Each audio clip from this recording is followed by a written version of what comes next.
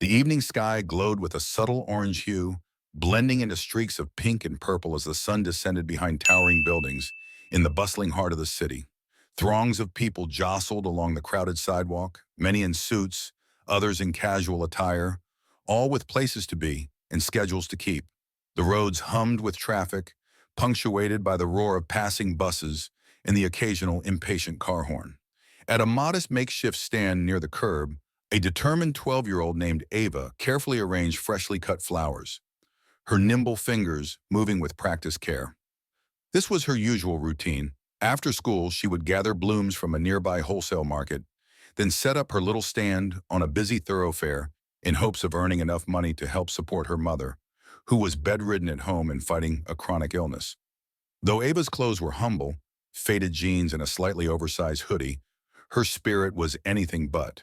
She'd inherited a strong will from her mother, whose resilience had guided them through hardship after hardship. Despite her young age, Ava understood the crucial role she played in her family. Each flower arrangement was not just a bundle of petals and stems, but a chance to cover another pharmacy bill or keep the electricity on for another month. The city's swirling chaos formed a stark contrast to her gentle labor of trimming stems and tying ribbons.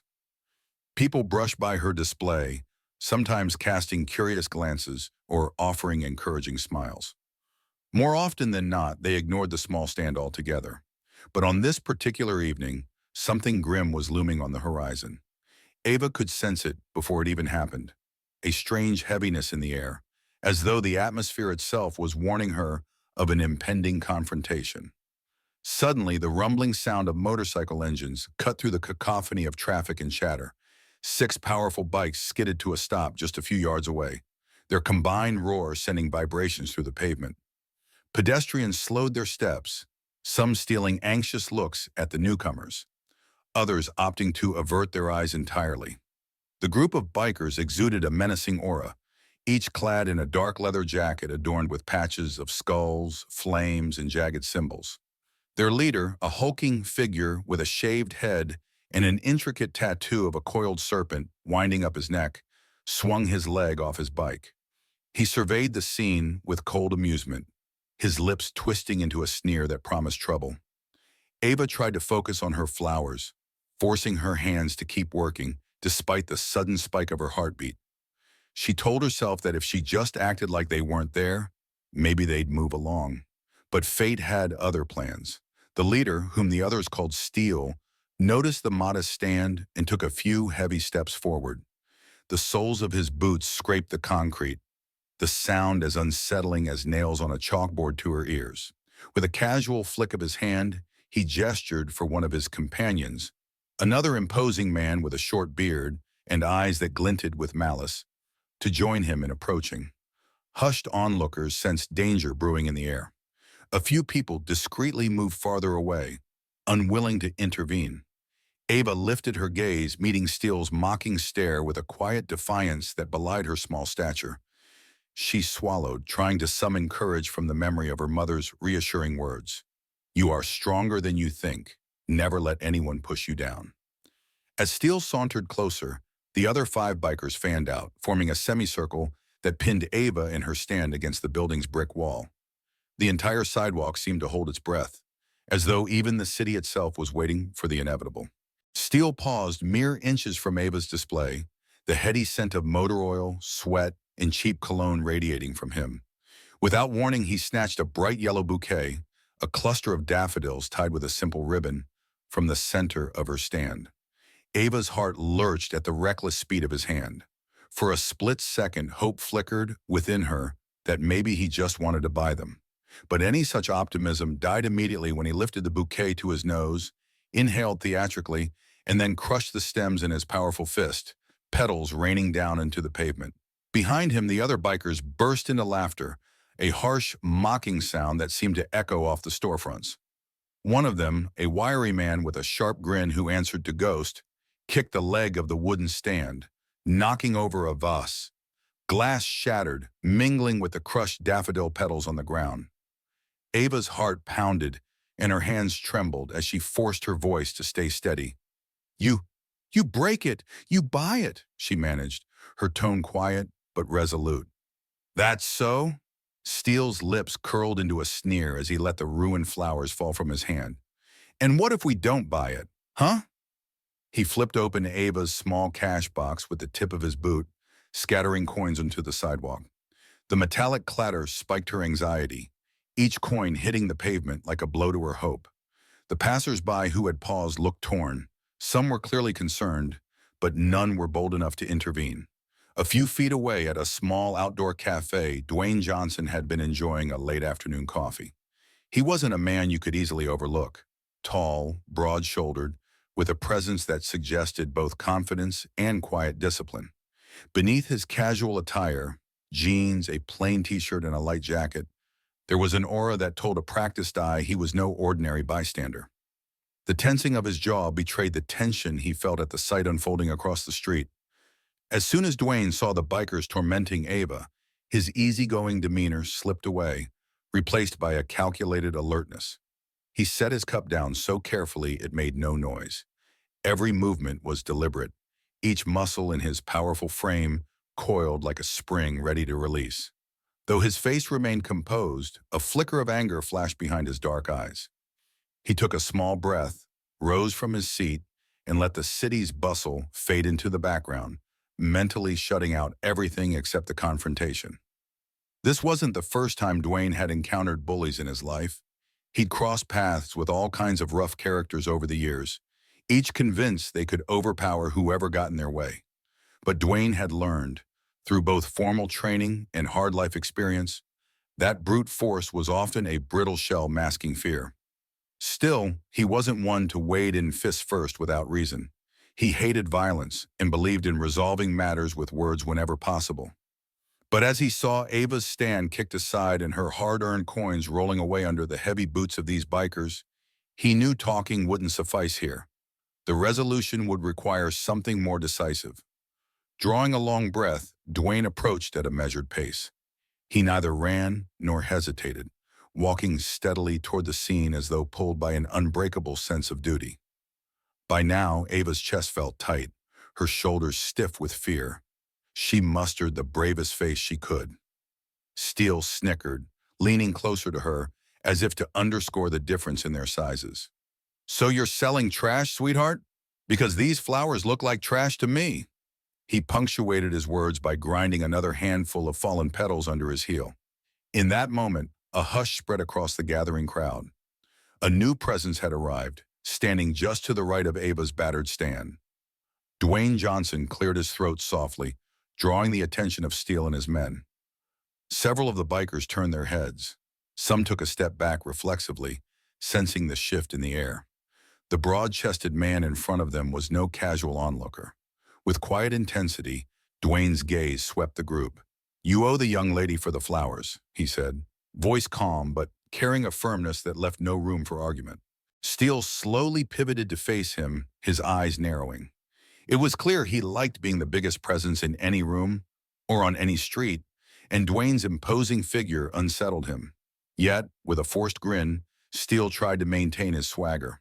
"What's it to you, tough guy?" he growled, voice dripping with the confidence of a man used to intimidation. His men circled around, some exchanging looks to gauge how serious this newcomer might be. The entire sidewalk bristled with tension. Ava, still standing near her toppled display, found herself torn between relief and apprehension. On one hand, she welcomed any help in the face of such aggression. On the other, she feared what these bikers might do now that the stakes had risen. She remembered her mother's words urging caution, that there were times to stand tall and times to protect yourself by standing aside. Right now, though, it was hard to see a path to safety that didn't involve a miracle. Dwayne kept his eyes locked on Steele, his jaw set. Although he spoke gently, each syllable carried weight.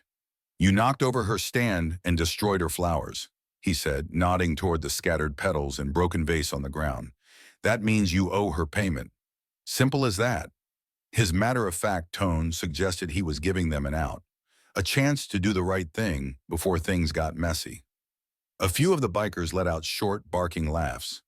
One of them, a tall, bony figure with a spider tattoo creeping from his neck to his chin, called Knuckles, stepped forward with a derisive snort.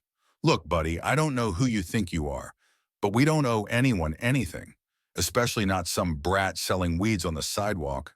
Steele nodded approvingly at Knuckles' words, a smug grin tugging at the corners of his mouth. This was their usual script: insult, intimidate, escalate. Yet Dwayne didn't seem rattled. Instead, he offered a small shrug. Then I guess we have a problem, because what I see here is a group of grown men picking on a kid. He let that statement hang in the air a moment, making sure everyone within earshot understood the stakes. People along the sidewalk moved further away, but many continued watching, drawn by the undeniable tension that comes with witnessing a potential clash. Steele's grin faded slightly, the corners of his lips pulling down. His nostrils flared as though he was trying to keep a lid on the indignation rising inside him. The other bikers shifted their weight, glancing back at one another. They were used to store owners or random passers-by cowering before them, maybe handing over whatever money they had just to avoid trouble. Rarely did anyone stand up to them like this, especially not with such calm confidence. "Listen," Steele said, taking a step closer to Dwayne. "You need to mind your own business. We're just having a little fun here. Nobody asked you to butt in." He tried to loom as he spoke, as if to reassert his dominant posture, yet Dwayne, standing a good head taller, didn't budge. If anything, Steele's attempts only underscored the difference in their presence. Ava's heart fluttered with a mix of hope and dread. She wanted to warn this stranger who had come to her defense that these bikers were dangerous, that their unpredictability could turn lethal in an instant. But something about Dwayne's calm demeanor reassured her. He seemed fully aware of the dangers. He just didn't care. Or maybe it was that he cared enough about doing what was right that he refused to back down. The tension reached a boiling point, punctuated by the constant hum of the city's backdrop. The sidewalks had cleared a wide berth around the scene, leaving a sort of impromptu arena where only Ava, Dwayne, and the bikers stood at the center. Steam billowed from a nearby manhole cover, swirling ghost-like in the stagnant summer air. Car headlights began to flick on up and down the block as dust started to envelop the city. Steele shifted his weight, fists clenching and unclenching. There was a jitteriness in his eyes, fueled by the embarrassment of having an unassuming man challenge his authority in front of his crew. Pride was a potent force, and it was clear he'd rather risk a fight than let go of his tough guy persona. He took another step toward Dwayne, scoffing under his breath. "You must be real stupid or real brave," he muttered, glancing at his men for support. Before Dwayne could respond, the biker called Ghost lunged forward, swinging a wild punch. He aimed for Dwayne's ribs, hoping to double the newcomer over with one decisive blow. But Dwayne's reflexes were honed from countless hours of training in various disciplines, from boxing to wrestling to something not easily named but just as formidable.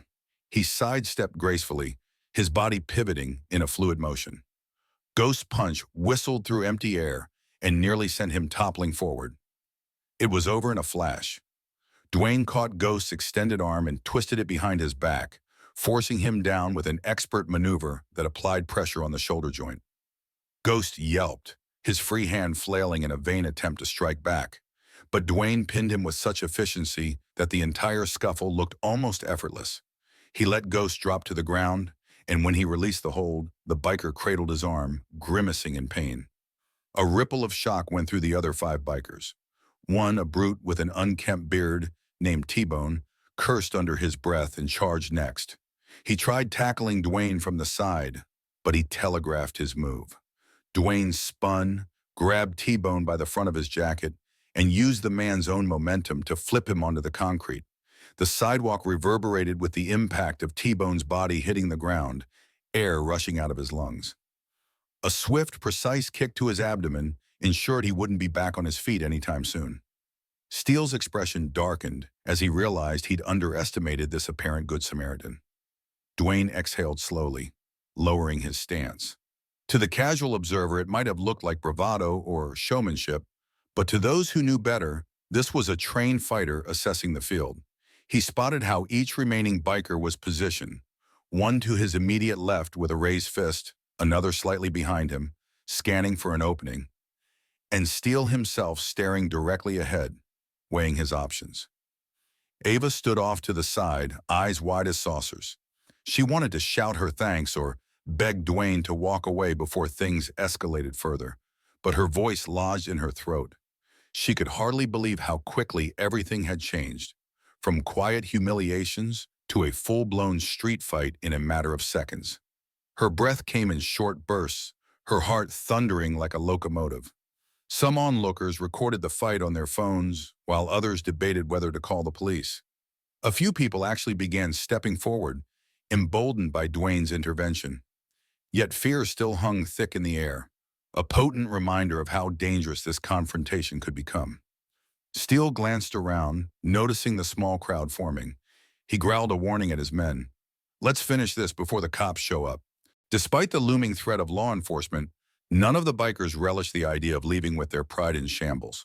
It was a precarious moment. They either had to back down and slink off, or risk further humiliation and potential injury by continuing to challenge the unyielding figure that Dwayne Johnson presented. Steel, rage flickering in his eyes, was not one to retreat. He motioned to two of his men, Blade and Rusty, each named after their favored tools of intimidation. Blade reached into his leather jacket and pulled out a small but wicked-looking knife. Rusty opted for a length of chain that rattled ominously in his grip. Ava gulped, feeling the terror bubble up inside her. This was no longer a simple scuffle. Weapons were now coming into play. Unfazed, Dwayne shifted his weight. He reminded himself that the first rule of self-defense was awareness, and the second was controlling the space around you. He fixed his gaze on Blade's knife, noting the man's stance. Blade might have been bigger, but his posture was sloppy, a giveaway that he probably wasn't a professional fighter, just a brute who counted on intimidation. Rusty's chain was more unpredictable, able to swing at a distance, but it also left him open if he missed. They closed in simultaneously. Blade lunged, brandishing the knife in a swift arc, aiming for Dwayne's torso. Dwayne pivoted, parried the slash by deflecting the attacker's forearm with his own, and seized Blade's wrist with crushing strength. A quick twist, a sidestep, and Blade's grip loosened as he found himself staring at his own knife, pressed uncomfortably near his ribs. The color drained from his face as he realized how outmatched he was. Rusty tried to seize the opening, swinging the chain like a whip. Dwayne caught the movement from the corner of his eye. He dropped Blade's arm and spun free of the knife's range in time to duck beneath the sweeping chain. It whooshed overhead, narrowly missing him and nearly cracking Blade's skull instead. Unintentionally, Rusty almost took out his own ally. The two bikers stumbled, tangling momentarily in their own chaotic flurry of aggression. Seizing the moment, Dwayne fired off a compact, powerful strike with his elbow against Rusty's chest. The biker staggered back, gasping for breath, and lost hold of the chain. Dwayne then landed a precise roundhouse kick to Blade's midsection. Blade crumpled to the sidewalk, wheezing in agony. Rusty dropped to one knee, coughing as he clutched his sternum. Just like that, two more were neutralized. The remaining biker, called Knuckles, looked at Steele for direction. Knuckles was lean and mean-looking, with a deep scar etched across his forehead. His fists were clenched, each knuckle dotted with small tattooed letters forming an unknown word. He seemed the type to relish a good brawl, yet even he wavered upon seeing the efficiency with which Dwayne dispatched his allies. Glancing at the injured men sprawled on the ground, Knuckles realized that brute force had gotten them nowhere. Steele glowered, refusing to show fear. With a furious grunt, he reached into his back pocket and withdrew a gleaming switchblade. The sound of it snapping open drew a collective gasp from the watchers. Ava's eyes darted around, wondering if someone, anyone, would step in now that a deadly weapon was brandished. But the onlookers remained rooted where they stood, some gripped by paralyzing fear, others too riveted to act, and a few quietly calling emergency services behind the scenes. There was a moment, almost surreal, where time appeared to slow. Dwayne locked eyes with Steele, measuring him. Steele's chest heaved with anger, but his stare faltered just slightly when he saw the calm resolve in Dwayne's gaze. Yet pride and fury propelled him forward. He raised the blade, taking a wide arc that telegraphed his movement to anyone paying attention. For Dwayne, that was all he needed. In a blink, Dwayne dodged the slash, stepping inside Steele's range rather than away from it. This was a tactic that took confidence and skill. Retreating gave your opponent freedom to strike again, but closing in smothered their attack. He caught Steele's wrist, twisted, and used the leverage to wrench the knife free. The blade clattered onto the pavement, skidding under the broken remains of Ava's flower stand. Steele let out a strangled howl, his twisted joint sending pain shooting up his arm. With a powerful sweep, Dwayne knocked Steele off balance. The biker leader's back slammed against the pavement, air rushing from his lungs in a single stunned exhale. For a beat, the world seemed to pause. Steele was down, knife out of reach, and the majority of his crew was scattered in various states of disarray. A hush spread through the crowd, a collective inhale as they watched Dwayne stand over the fallen man with measured composure. Finally, Steele coughed, tried to regain his breath, and glared up at the man who had just undone his entire group's intimidation racket in mere minutes. You don't know who you're messing with, he spat, though each word was strained with pain. His voice carried more bravado than confidence now, as if he were determined to keep his pride intact through sheer force of will. Dwayne remained remarkably calm, as though a switch had been flipped off now that the immediate threat was neutralized. I know exactly who I'm dealing with, he replied, voice low enough that only Steele and a few nearby spectators could hear. You're a bully who picks on those weaker than yourself. You think that makes you strong. It doesn't. Steele's eyes flickered with something that looked like fear or desperation. He swallowed hard, chest still heaving as he tried to rise. But Dwayne pressed a firm hand against his shoulder, keeping him pinned without hurting him further. You owe the girl an apology, he said, glancing back at Ava, who stood near the ruined display, her face revealing a mixture of disbelief and admiration. And you owe her for the damage you did to her flowers. You can pay her in cash, or you can pay her in regret. Your choice. A moment of tense silence followed, broken only by the labored groans of the scattered bikers. Several of them nursed bruised ribs or twisted limbs, mumbling curses under their breath. Steele's jaw tightened, but he made no move to fight back. At this point, any further struggle seemed futile. Fine, he snarled at last, trying to salvage whatever shreds of dignity he had left. He fished a crumpled wad of bills from his pocket, wincing with each movement, and tossed them toward the remnants of Ava's stand. The money fluttered to the ground near her feet. For a split second, a wave of relief washed over Ava. It wasn't just the cash, though that would help her mother's medical bills, but the realization that the nightmare might finally be ending. Dwayne stepped back, letting Steele scramble to his feet. The battered leader shot him a venomous look. This ain't over, Steele said in a hoarse whisper as he staggered toward his bike, cradling his injured arm. I got friends. We'll be seeing you again. Anytime, Dwayne replied, calmly watching as the bikers picked themselves up. One by one, they climbed onto their motorcycles, revved the engines, and thundered away into the dusk. Onlookers parted to let them pass, some shaking their heads, others openly relieved to see them go. As the roar of the bikes faded, the crowd turned their attention to Dwayne and Ava. A few clapped or cheered, relieved that a dangerous situation had been resolved, without anyone being seriously hurt. The tension in the evening air began to dissipate, replaced by a sense of awe and curiosity directed at the tall man who had single-handedly confronted a gang.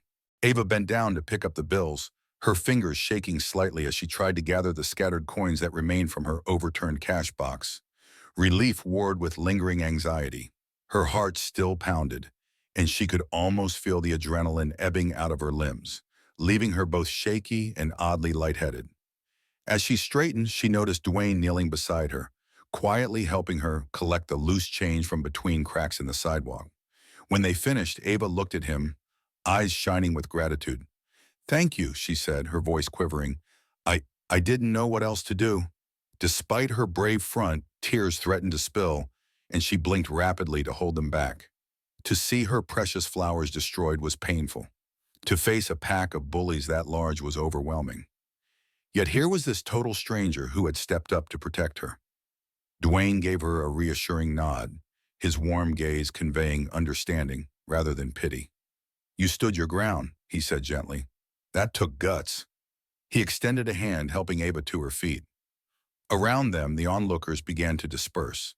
A mother who had shielded her little boy's eyes during the confrontation now smiled encouragingly at Ava, and a businessman, wearing a crisp suit, approached, slipping some extra money into Ava's hand without a word. He just nodded as though to say, "We saw and we care." Before long, more people came forward, each of them quietly contributing a few bills or purchasing whatever salvageable flowers remained. In a ripple effect, the minor act of courage had awakened a sense of community in an otherwise indifferent street. Ava watched in awe as her jar for payments filled up faster than it ever had on her best sales day. She muttered shaky thanks, trying to keep track of who gave what, but it quickly became a blur of kind faces and well wishes. Dwayne helped Ava right her stand, propping the wooden legs back into place. Together they swept aside the broken glass and gathered stems, petals, and leaves into a small pile for disposal. Ava even rescued a few blooms that were still intact, setting them gently in a jar filled with water.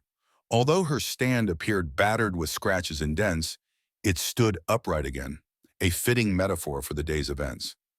When the crowd finally thinned, Ava exhaled and turned to Dwayne. He stood there with a calm air, as though the confrontation had barely rattled him.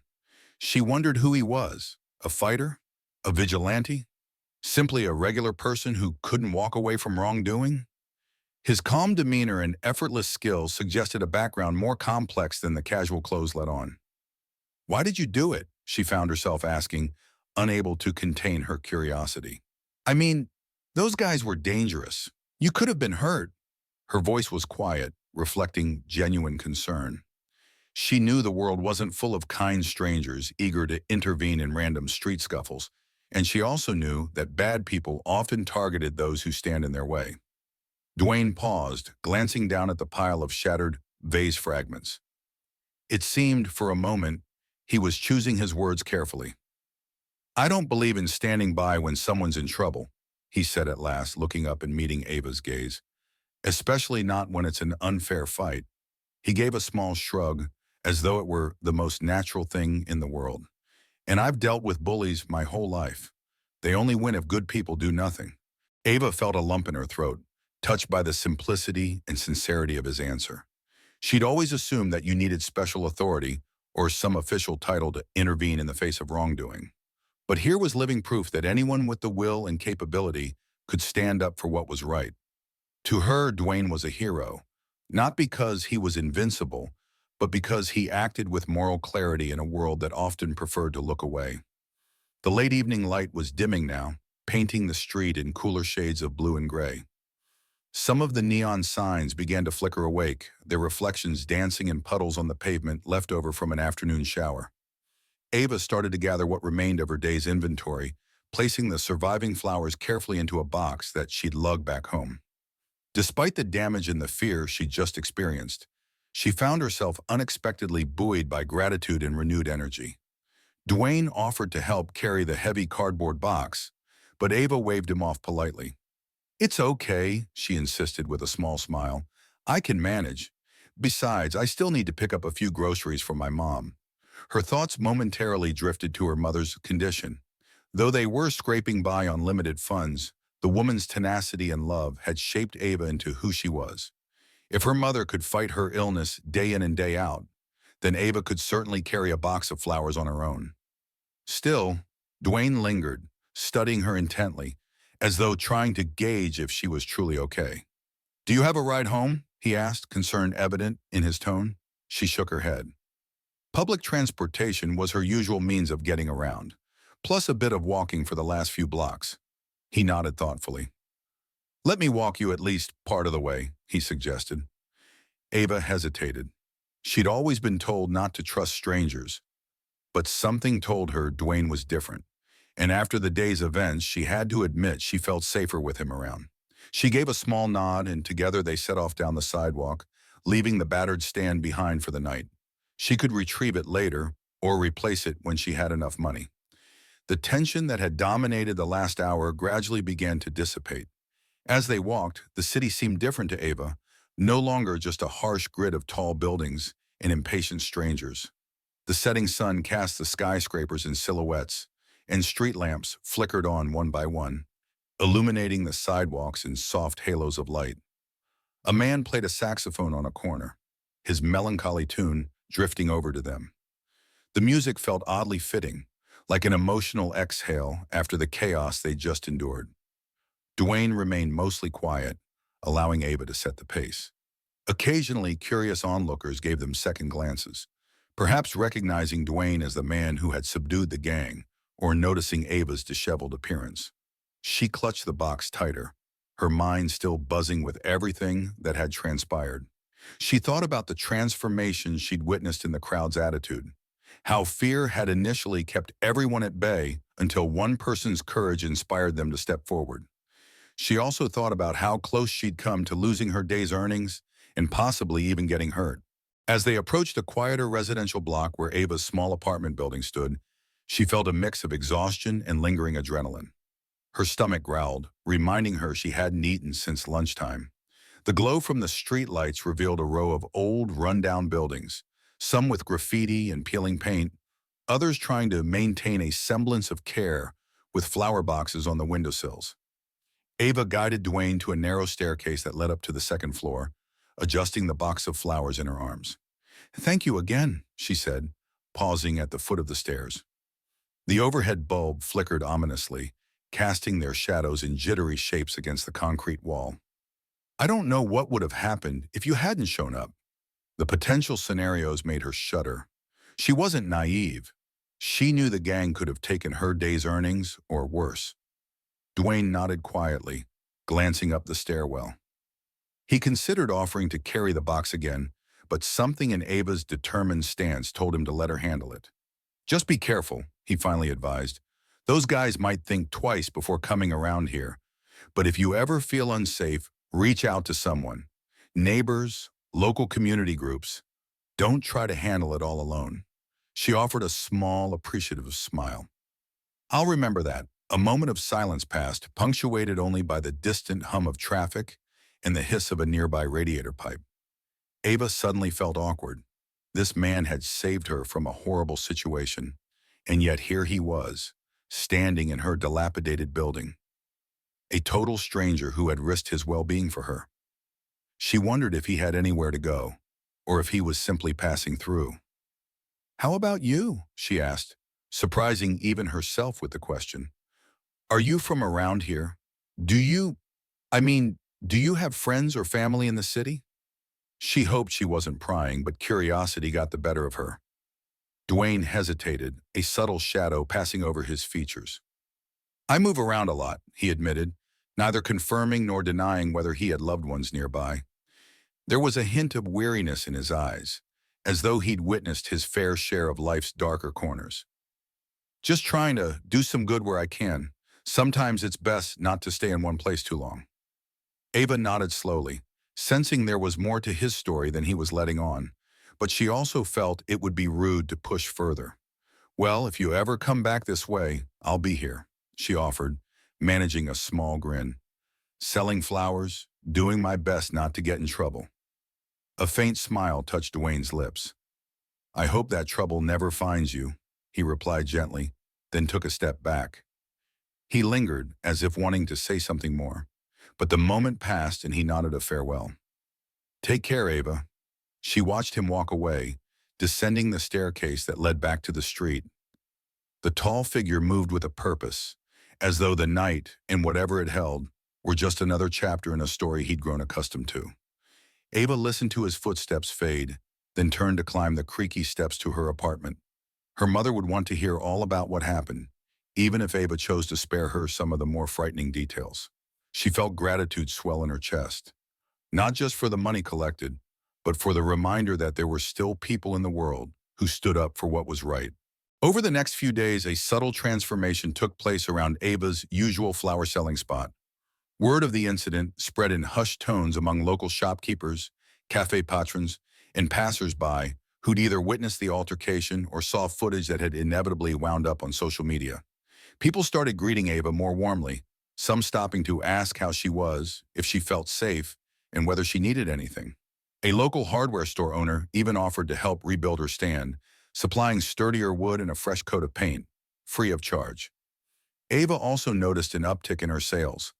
Not only did more people pause to buy flowers, but they often tipped generously or paid above the listed price.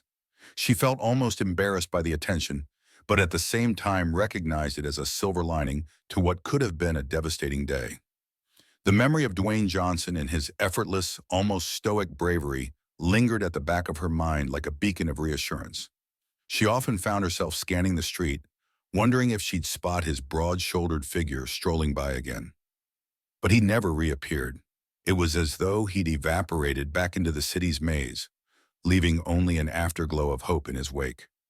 At home, her mother grew suspicious of Ava's extended smile and the sudden rush of funds to pay off overdue medical bills. Though Ava tried to keep the story brief, she didn't want to worry her mother more than necessary. The older woman insisted on knowing every detail. She took Ava's hands in her own, eyes filling with gratitude for this unknown benefactor. "He sounds like an angel in disguise," her mother said, half joking, half serious. Ava wasn't sure if she believed in angels, but if they existed, she imagined they might look a lot like Dwayne Johnson, quiet protectors who step in at the exact moment they're needed.